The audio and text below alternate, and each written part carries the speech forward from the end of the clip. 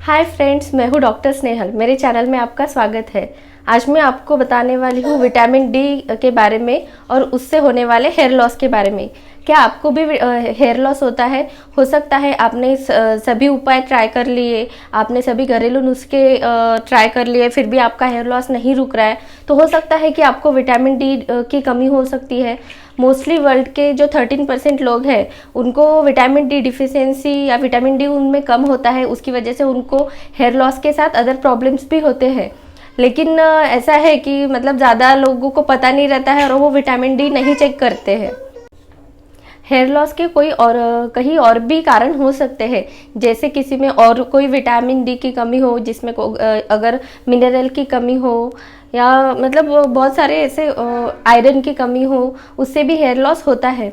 लेकिन vitamin D की वजह से भी हेयर लॉस, विटामिन डी की कमी की वजह से भी हेयर लॉस होता है। विटामिन डी ऐसे फंक्शन करता है कि विटामिन डी जो अपने हेयर फॉलिकल्स रहते हैं उनको स्टिमुलेट करता है। हेयर फॉलिकल्स यानी जो पोर्स रहते, स्काल्प पे जो छोटे छोटे पोर्स रहते हैं, वहाँ से हेयर्स की ग्रोथ होती है, वहाँ से हेयर्स निकलते हैं, उनको बोलते हैं हेयर फॉलिकल्स। तो विटामिन डी क्या करता है, जो हेयर फॉलिकल्स रहता है ना, उनको स्टिमुलेट करता है उनका ग्रोथ करने के लिए। इसकी वजह से हमारे हेयर्स अच्छे होते हैं और हमारे हेयर्स का रिग्रोथ होता है। तो ये विटामिन डी का मेन फंक्शन है। अगर आप में कोई आपको ऐसे नहीं पता चलेगा कि आपको विटामिन डी की कमी है, अगर आपको हेयर लॉस प्रॉब्लम होता है तो आप कोई भी डर्मेटोलॉजिस्ट के पास जाइए और उनको बोलिए कि मेरा विटामिन डी चेक करिए। तो फिर वो आपका ब्लड टेस्ट करके विटामिन डी आपका चेक कर देंगे। उसके क्या विटामिन डी जब विटामिन डी की कमी होती है तो उसके क्या सिम्टम्स होते हैं? उसमें होता है कि आपकी जो आपको जो भी वुंड हुई है या कोई भी जख्म हुई है वो जल्दी से हील नहीं होती है, आपका हेयर लॉस प्रॉब्लम होता है, आप जल्दी से थक जाते हैं, आपका मतलब आपके बोन जल्दी से फ्रैक्चर हो जाते हैं, मतलब और भी और आपका बीपी, आपको हाई ब्लड प्रेशर हो जाता है और इनफर्टिलिटी भी होती है। ये सब विटामिन डी की कमी की वजह से होता है।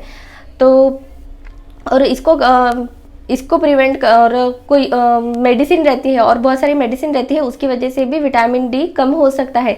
जैसे एंटी फंगल मेडिसिन है, ग्लूकोकॉर्टिकॉइड्स है, एंटी कन्वल्सेंट मेडिसिन है, HIV की मेडिसिन है। ये मेडिसिन क्या करती है कि जो विटामिन डी का एब्सॉर्प्शन है ना, उसको ब्रेक डाउन कर देती है। मतलब वो एब्सॉर्ब होने की वजह के पहले ही विटामिन डी का ब्रेक डाउन हो जाता है, वो आपके बॉडी में एब्सॉर्ब नहीं होता है। तो ये सब आपको, अगर विटामिन डी अच्छे से आपको चाहिए तो आपको वैसे सभी को तो पता ही है कि सन में अगर हम बैठे तो विटामिन डी मिलता है, लेकिन आपको उसके लिए प्रॉपर बैठना पड़ता है, मतलब 10 से 15 मिनट तक आपको वहाँ बैठना पड़ता है।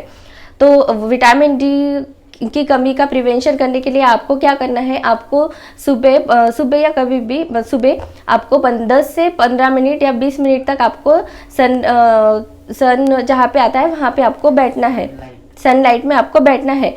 मतलब क्या होगा कि जो यूवी रेज आपके स्किन के कांटेक्ट में आएंगे तो आपका विटामिन डी वहाँ पे तैयार होगा, लेकिन उसके पहले आपको सनस्क्रीन लगा के बैठना है।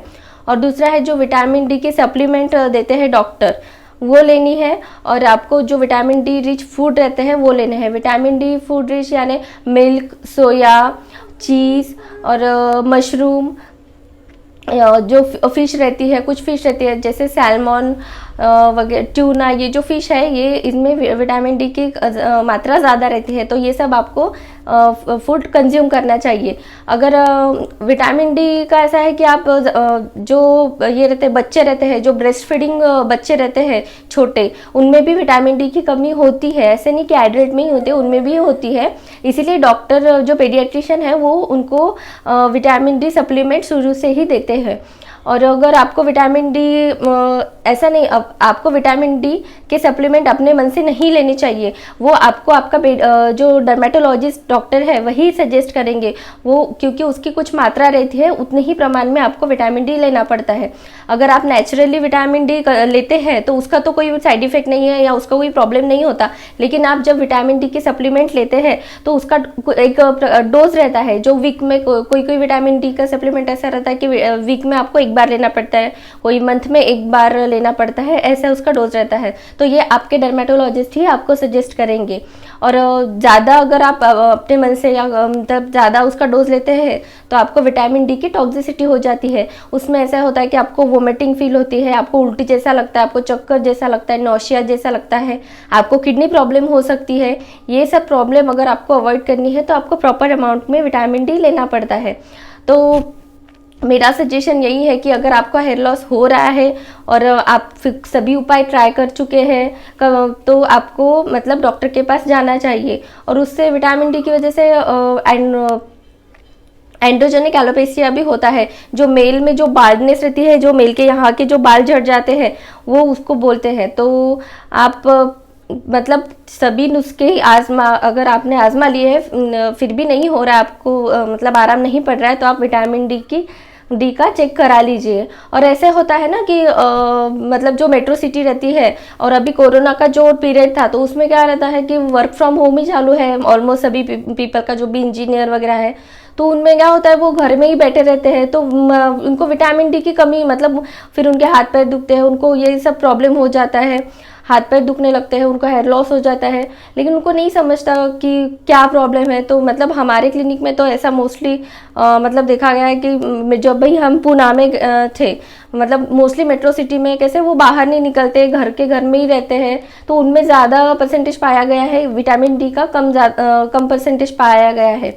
तो अगर आपको ऐसा कोई प्रॉब्लम है तो आप विटामिन डी का चेक कर लीजिए और आपका प्रॉब्लम सॉल्व कर लीजिए। तो अगर आपको मेरा ये वीडियो अच्छा लगता है तो मेरे चैनल को सब्सक्राइब कीजिए, लाइक कीजिए और शेयर कीजिए।